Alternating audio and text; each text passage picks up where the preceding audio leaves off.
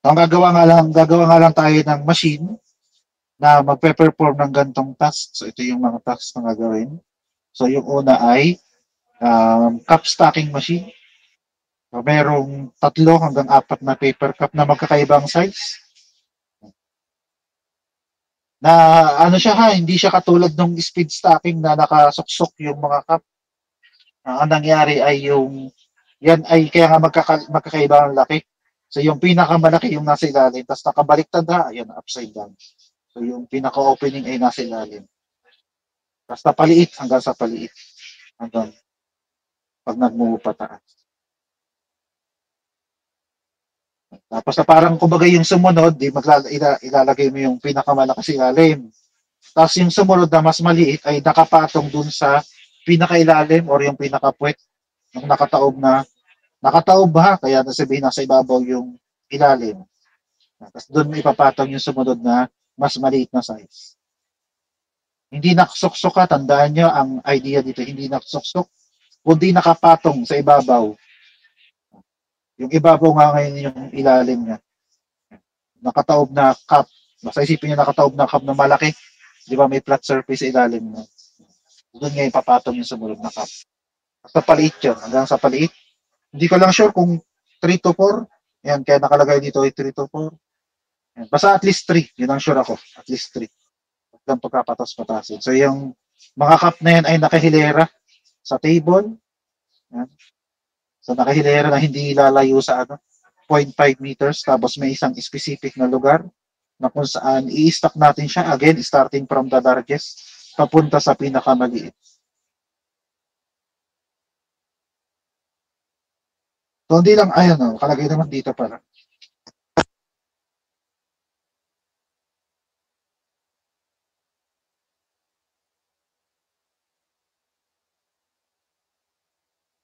Okay. O, balik tayo. So, yun nga, ang mangyayari ngayon dito ay hindi naka-fixhan or stationary. Stationary yung machine, hindi gumagalaw yung base. Yung base, syempre, yung base. Pwede naman mag-pivot yung machine, pero dapat yung pinaka-base niya ay hindi gumagalaw. Kaya, naka-fix yung machine. Okay. So, yun yung cup stacking machine. Ang sunod ay marble dispenser in controlled marble count. Ibig sabihin yan, iloloadan mo ng marble yung makina niya. Either shoot or array, kayang bahala, basta kakamada. Diba? Tama ba yun? Or basta ilalagay yung mga marble. Pagkatapos ilagay yung marble, kailangan ay kaya niya mag-dispense ng 1, 2, or 3. 1, 2, 3 marbles at a time. So for example, sabi ko ay maglabas ka ng 3 marble. Hindi syempre may gagawin kayong or may ipupul kayong lever dun sa marble para maset na siya, ilalabas ng 3, tapos may another lever na magdi-dispense ng 3 yun. So yun yan. Dapat meron kayong gagawin doon sa machine nyo para isiset nyo na maglalabas siya ng 3. Then after that, meron kang i-control para naman siya mag-dispense ng 3. 1, 2, or 3 lang na marble ang i-dispense. So sasabihin ko kung ilan yung i-dispense niya. Basta siya ay either 1, 2, or 3 lang. 1, 2, or 3 na marbles. Tapos lalagyan ng catch tray or basta yung lugar kung saan makikita natin kung ilan yung lumabas. Para lang yun nga, ma-verify kung ilan ba talaga yung na-dispense. Kasi ay manual operation. Manual operation. Then next ay yung circuit maze, guiding machine. So stationary ulit yung machine, tapos nakapix naman yung ating circuit maze. Tapos ang gagawin lang ay i-guide lang ng machine nyo yung ring. Yung circuit maze kasi ay yung ring, tapos may nakasuksok na bakal dun sa ring. Tapos i-guide natin yung ring na yon na hindi dapat magta-touch dun sa wire na nakasuksok. Kasi pag nagdikit yung ring at yung wire, di tutunog siya. Ito yung tinawag ko na lang sa kanya ay circuit maze. I-guide nyo yung ring. Yan. Para from start to finish ay hindi Hanggat maaari hindi tumunog, pero bibigyan ko kayo ng hanggang 10. Pag umabot na ng 10, di tigil na ang performance ng machine. Tapos ang motion lang natin ay ito, up and down, left, right, up. So rotate yung ating o kung ano namang gagamitin yung ano, rotate yung. Kasi nakatayo kasi yung circuit maze. Tapos ang another is yung plastic bottle cap collecting machine. So may 10 empty na plastic bottle cap. Siyempre may bottle na may taklob. Yan. Empty plastic bottle na may taklob. Yan, nasa straight line sila. Kaya ang mangyari, yung machine mo ngayon ay freely mag-move for one bottle cap to another. Freely naman siya mag-move. Pero syempre may pagitan may pagitan yung bawat bote. Nang gagawin mo, edi kokolektahin mo yung cup na naka-screw, syempre naka-screw siya. Kaya may cup mo. So, hindi ka lang siya i-unscrew ha, siya ay kokolektahin. So pagkatapos i-unscrew ay kailangan makolekta yung bottle cup natin. The machine will twist and collect each of the cup. So, yung mga plastic bottle ay nakafix, pero yung machine can move from one for two each one of them. Pwede na mag-move yung ating machine. Tapos lahat sila, hindi nga lang nakalagay itong pang-apat, ay pare-pare silang manual operation. Manual operation meaning walang kuryente or kahit battery na gagamitin para ma-move yung ating machine. Okay? So yun yung sabihin ng manual operation. Walang battery o walang dynamo na gagamitin. Tapos, ito yung mga kailangan natin. Design guide. So, igugrupo ko nga kayo ng 4 to 6 member. Average ay 5. Tapos, ang unang design requirement ay gagawa kayo ng inyong sariling machine. Create your own machine. Gawa kayong sarili nyo ha. Hanggat maaari, huwag kayong kokopya. Kasi pag nakita kong magkaparehas ang design, ay hindi lang kayo magkakaproblema, pati yung kinopyahan ay magkakaproblema din pagdating sa grade. Kaya hanggat maaari ay, makipag-coordinate lang kayo tungkol sa paggawa ng machine para hindi kayo magkapare-parehas. Okay? Yun na. Huwag magkopyahan ng idea. Mag-isip kayo ng inyo. Tapos, sunod ay ipe-present siya sa agreed date. So, ngayon ay wala pa tayong agreed date. Kasi titignan pa natin kung anong mangyayari. Kasi ang nangyari last time ay week 17 yung finals. Di ang nangyari ay week 18 yung presentation. So, hindi ko pa kasi alam kung anong mangyayari ngayon. Tignan muna natin ha, kung anong mangyayari. Basta ano siya, hanggat maaari ay yung dulo sa head ng SEM. Tapos, ang machine, kailangan pag-present ay nasa working condition. Pag sinabing working condition, dapat ay wala ng adjustment na gagawin or fix na gagawin kapag pine-present na siya. Pero hindi naman niya kailangan sobrang tibay ha. Hindi naman kailangan sobrang tibay. Kailangan mag-survive ng apocalypse. Okay? Basta siya ay gumagana, yun ang kailangan. Pag pinresent ay gumagana siya. Ayun. But must at least withstand normal operation. Tapos ang sunod dapat nyo na ito. Number 6. Do not use expensive material. Huwag papakagastusan sa malit sabi. Kasi siya ay one-time use lang ha. Ito machine natin ay one-time use lang. Kaya huwag din pa masyadong pagkakagastusan. Pwede na nga sa akin ng kahoy. Kahit nga popsicle stick, walang problema. As long as syempre, kailangan gumagana pa rin siya kahit popsicle stick lang yung ginamit natin. Kaya nga pwede na sa akin ng kahoy kasi at paano yung kahoy madali-daling i-manipulate yung tabing ka sa bakal. Kahoy na lang. But make sure, itong statement na tayo para lang sa syempre sa may motor. Hindi tinanggal ko na kasi yung idea ng motor sa ngayon. Tapos, ang gagawa nga tayo ng 3D model ng machine. May ko ng 3D model, any software. Kayo nang bahala kung saan kayo sanay. Software. Pero ang kailangan ko lang ay 2D drawing. So, pag sinabing 2D drawing ay yung sa papel. Kaya nga 2D. 2D, yung papel, yung drawing sa papel. Kaya 2D drawing. Huwag kayo malilito sa 2D drawing na ganito. Sabihin ko na 2D drawing ay papel. Tapos gagawa lang na ng box. Yan, rectangular border na may pangalan sa loob.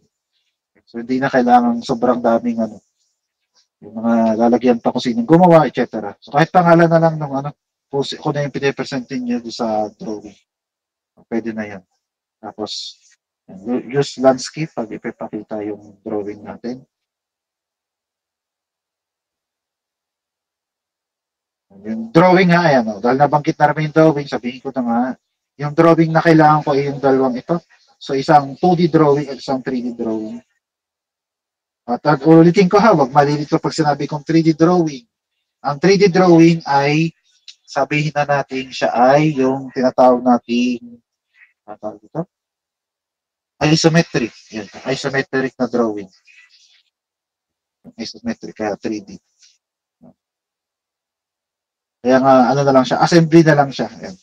Assembly, or at least man lang exploded view ng ating assembly. Ano nang hinihingi pag sinabing 3D. Pero ano pa rin yan ha, nasa papel. Kaya nga sabi ko na nga lang dito ay 2D drawing. Yan kasi yung mga term kasi sa sa industry, 2D drawing kapag ano. Pag 2D, edi part drawing lang siya. Pag sinabing 2D. Part drawing. So pag sinabing part drawing, edi ang kailangan ko dito ay yung orthogonal. Hindi pala orthogonal. Orthographic. Ayun, hindi pala. Orthographic view, pati isometric view ng part. Yung part drawing, tapos yung 3D assembly nga. Tapos, ay gagawa ng kinematic analysis. Kapag sinabi kinematic analysis, ito yung kasunod, yung displacement, velocity at acceleration analysis ang tawag natin sa kanya. Pag pinasama-sama natin ay kinematic analysis. Kaya nakasulat dito yung SVNA kasi nga displacement, velocity at acceleration analysis. At lahat ito, kailangan ay computerized except dito. Ito ay may exception na pwede siyang handwritten. So, lahat ng ito lang ang pwedeng handwritten. The rest ay kailangan computerized. Pero pwede rin siya computerized na. Kung gugustuhin, kung marunong namang gumawa ng mga analysis sa computer, walang problema. Pero kung kaya, kung handwritten, di handwritten. So ito ang exception. Pwede siyang handwritten. Kayo nang bahala kung paano siya gusto ipakita, kung portrait or landscape. As long as may papakita niyo yung buong analysis natin doon sa papel. Kayo nang bahala mag-fit kung portrait siya or landscape. Again, ito lang yung kinematic analysis lang yung sa buong paper natin ang handwritten. Ang pwedeng handwritten. Kinematic analysis. Then, mag-add lang ng documentation doon sa whole design process. Mula sa simula hanggang sa dulo. Pero wag naman sobrang dami ha. Yan na lang. Konting documentation lang. Tapos kahit picture lang na may brief description, pwede na yun. Tapos may konting documentation lang. Pero yung pag nag-undergo ng machining, ayan, yun ang kailangan ko ng before, during, after ng machining. Yun yung kailangan ko ng documentation. Yan ay kung ikamit kayo ng machining. Machining meaning may makina. Pag sinabing makina ay yung malaki, mabigat. Hindi porket drill ay makina ay kasama dito. Hindi ha. Ang machining dito ay yung mga malalaki. Yung tipong kailangan ng forklift para ma-move yung makina niyon. Kaya nakalagay dito, lathe machine, tas milling machine. Yan kasi yung mga malalaking makina. So, gusto ko lang kasi makita kung paano ginawa yung part na yan. Kaya nga meron before, during, and after ng machining.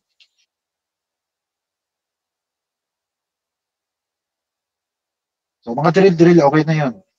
Pag drill lang. Pero pag makakita na ako ng mga lathe machine, so ibang usapan na yun.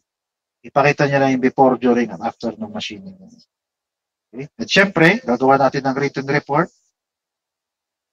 So, ito yung written report. Una ay title ng machine na may kasamang group member and section. At para sa title ng machine, ang gamitin nyo ng title ay kung anong nakalagay dito. Para hindi na kayo mag-isip. Ayan. Ito na mismo, ay i-copy-paste ninyo. Wala ang problema sa akin. Yan na yung inyong i-title. Kung di kayo makapag-isip ng title, ayan ang title. Ito na, kopyahin nyo na mismo ito. Yan mismo yung kopyahin nyo. Hindi na kayo para hindi na kayo problema. Walang problema sa akin kahit kopyahin nyo yun. Para sa title. Title lang naman kasi siya. Tapos ang sunod ay yung mga part drawing at assembly drawing. Pero sabi ko, para sa assembly drawing, kahit exploded, walang problema.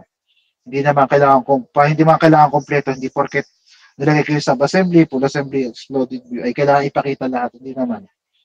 Kahit isa lang dyan, basta maintindihan ko lang kung paano nyo siya inassemble. Kaya nga, exploded view ay okay na yun sa akin. Okay. Tapos yung tatlong analysis nga, displacement, velocity at acceleration analysis. So yung sinasabi kong displacement analysis ay yung katulad ng ginawa natin sa plate number 1, yung displacement analysis. Kaya nga nakalagay dito, i-define your increment angle.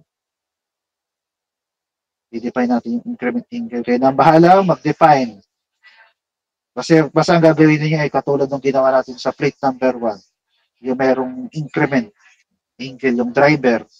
Ito ay driver hang, may increment angle ay yung driver, yung source ng ating motion.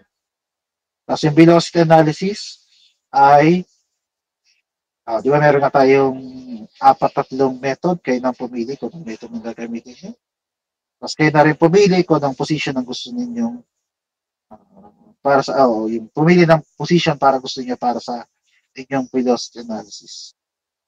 Tapos kung anong position sa velocity analysis, yun na rin ang magiging position sa ating acceleration analysis.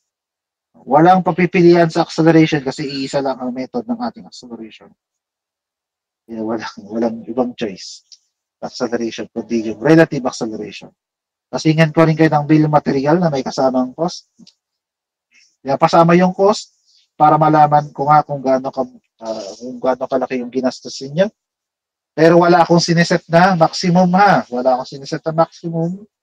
Pero huwag naman syempre gumastos ng kalahating milyon para lang sa isang gamit na makina. Pero syempre, hindi yung porket maggastusan, ay kailangan pa rin gumagana siya. Yun yung sinasabi ko dito. Kailangan, kahit siya'y mura, kailangan ay working condition siya. Kailangan pag pinag-perform ng task, ay kailangan ma-perform na yung task na mangyari doon. Okay? Tapos, yung documentation nga hinihingi ko sa inyo, from start to finish, at yung print ng rubric, yung rubric kasi ito ay aayusin ko. Pero pa rin, yung percentages ay same pa din. 30% para sa design. Yung design ay yung idea kung paano nyo gustong buuin yung makina, pati yung paano nyo gustong i-perform yung task, yun yung design.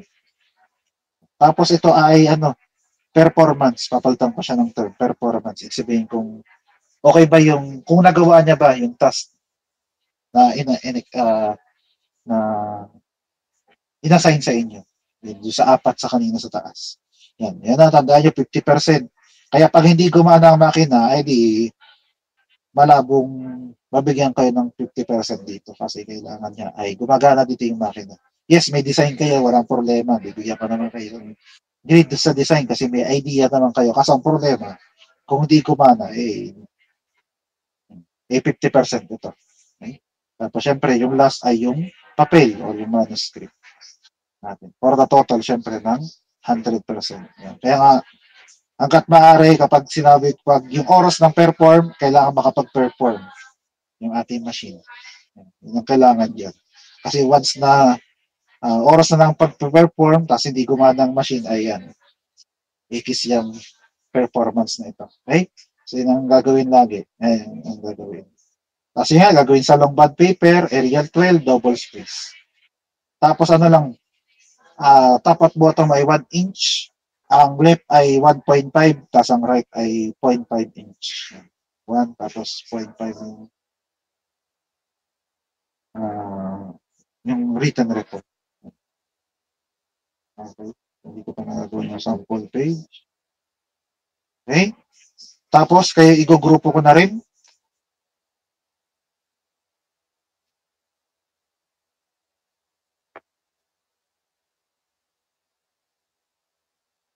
Yan. Kung i-close ko na. Janela, tulungan mo ako dito sa pag-grupo. Madali naman ang pag-grupo natin. Ang groupings lang natin ay alphabetically. Alphabetical lang ang ating groupings. Option 5. Option 5. Tapos ano lang din, alphabetical na nga guys, alphabetical. Nandiyan ba si Janela? Janela? Sure Yes naman? po, sir. Yeah, sige. Tulungan mo ako sa ano ha, madali lang naman, alphabetical. Baka lang kasi ako magkamali. Tapos Paano ano po na rin nga? siguro, sasabihin ko yung apelyido para lang lista mo kasi yung mga group 1. Sige po. Tapos ipopost mo lang. Kahit ipost mo na lang din sa inyong group chat. Sigurado naman kayo may group chat na inyo. Okay? Okay, sir. Okay, sige. Simulan na natin ha. Group 1. Aala, Asido, Aguila, Aguirre, Aldovino, at Aledo. Group 1.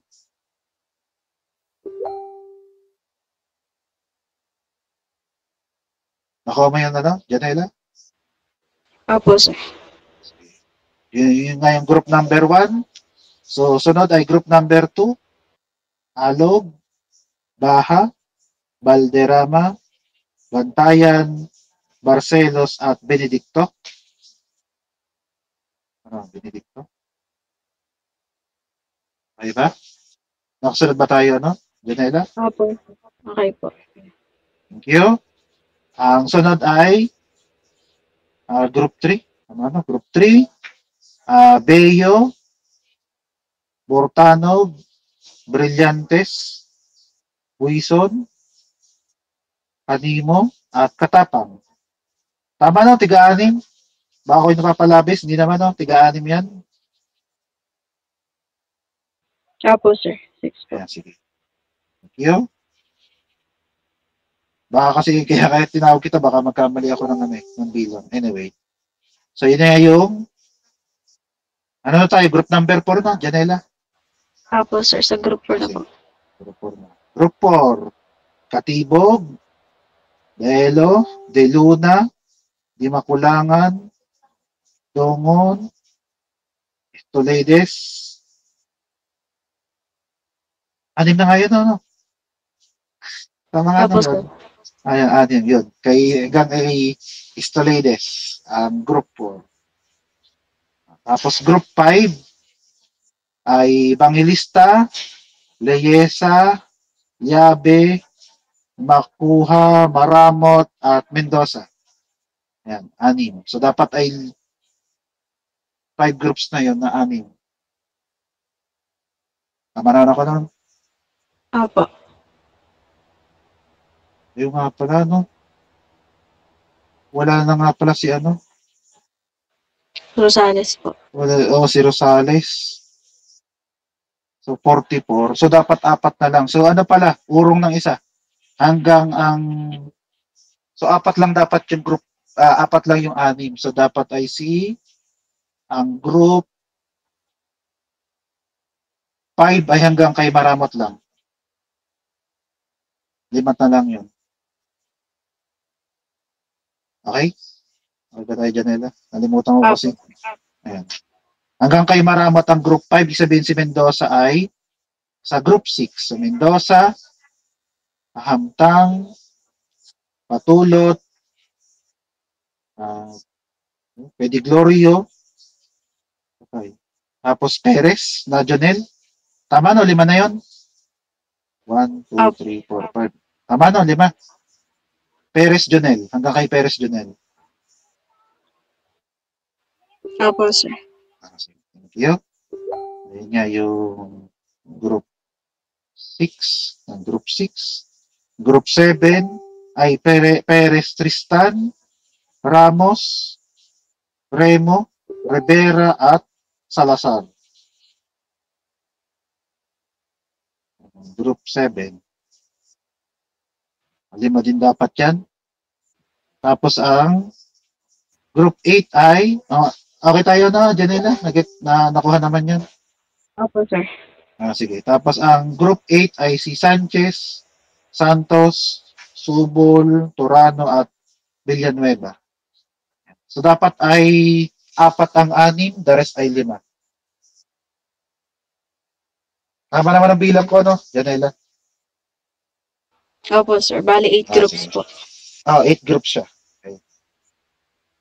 So 8 groups, ayan, well, nabanggit na rin ni Janela. Dahil 8 groups kasi ang mangyayari nito. So 1, group 1 ay ito na rin. Ito pagkakasunod-sunod. So ang group 1 ay ito, number 1. Group 2 ay ito. Ayan. Tapos group 3, ay ito. Tapos group 4 ay ito.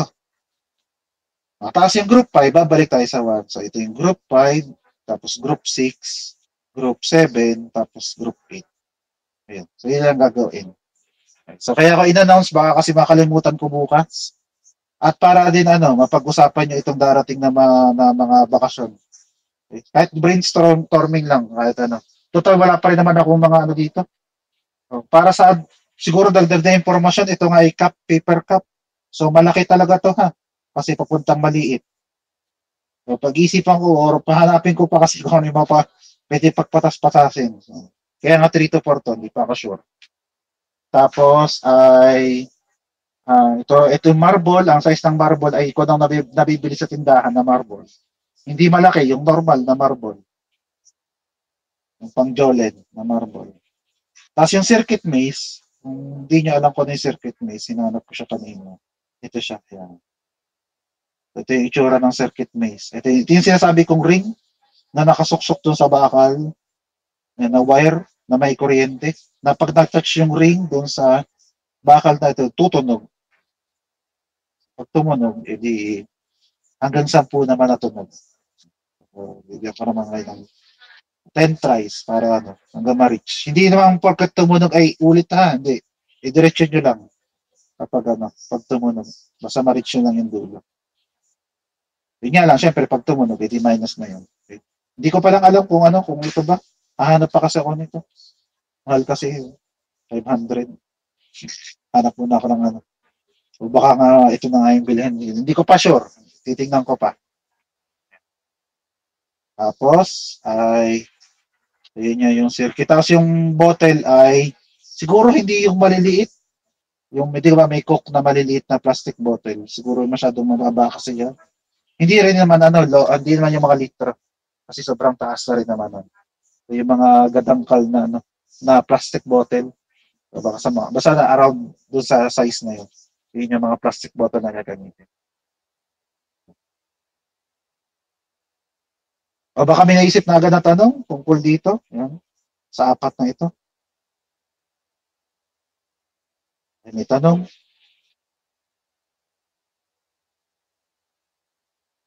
Wala pa naman po.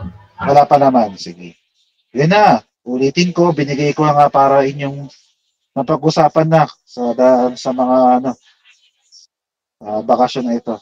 Hindi naman kailangan face-to-face yung usapan nyo ha. Kahit nga kayo mag-group chat ng inyo. Para at least kasi tandaan nyo ngayon ay week 11. Ang last ay week 18. Okay? So na lang, 7 linggo na lang yun. So kulang-kulang na 2 buwan. Oh. Hindi mahaba yung 2 buwan ha. Kasi gagawa kayo ng physical na kung ito ay puro write-ups, mahaba talaga yung 2 buwan. Pero tandaan nyo, maikli lang yung 2 buwan kasi nga, gagawa kayo ng actual na materials. Ang nangyayari dyan, hahagilap pa kayo, magkakaproblema pa yan kasi tetestingin nyo yan kung nape-perform ba yung kailangan ninyo. Ako sigurado yun. Kaya saktong-sakto nga lang yun. Kaya nga ibigay ko na sa inyo agad ito para at least sa susunod na linggo ay mapag-usapan nyo.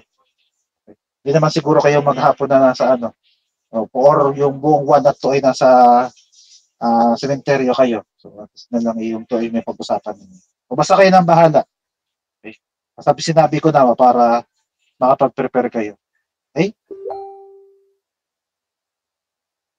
Antay lang, saglit. Thank you.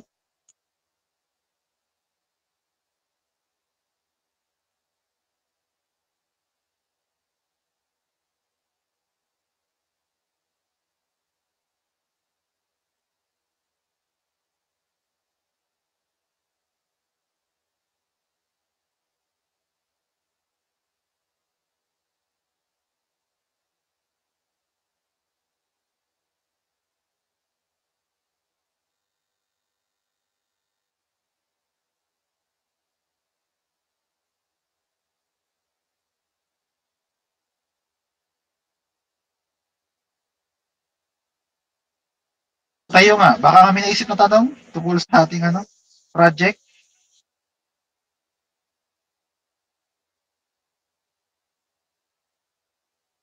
Wala pa po, sir. Siguro Wala pa isang sunod pa pong Sige.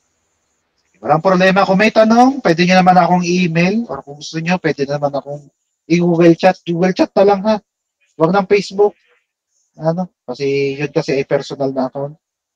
Paghiwalay natin ang kasi practice din kasi sa company ang magkahiwalay ang personal na account sa company account. Kaya pinapagamit ko sa inyo ay Google Chat. Yun na lang. Doon na lang tayo mag-usap kung may mga tanong kayo tungkol sa design. Okay? sige po, sir. Thank you po. Sige, thank you rin. Ayan. Sige. So kung wala nang tanong, hanggang dito na muna. Oh, si Janela. Sige, Janela. Sir, regarding po dun sa makeup class po on Friday. Nga pala. Sige. Tama. Sige, go ahead. Okay lang daw po sa O5 po na mag-conduct po tayo ng makeup class sa Friday po ng 8 to 11. Friday 27. Apa. Sige.